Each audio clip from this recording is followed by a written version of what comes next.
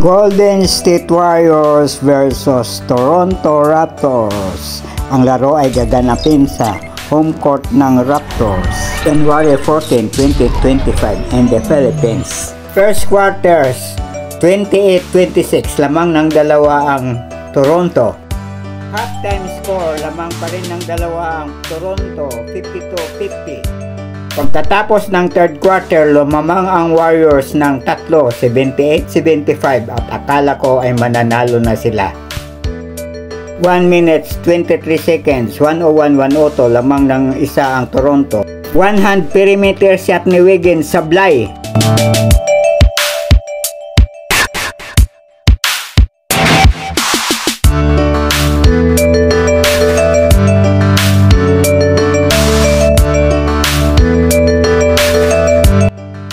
Turnover, nasa Warriors ang bola.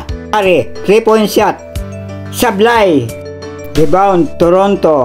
Pass break na walang kadepensa. 101-104. May pag-asa pang mag-overtime. Sablay ang 3-point shot ni Buddy Hield. At natapos ang laro na panalo ang Toronto Raptors.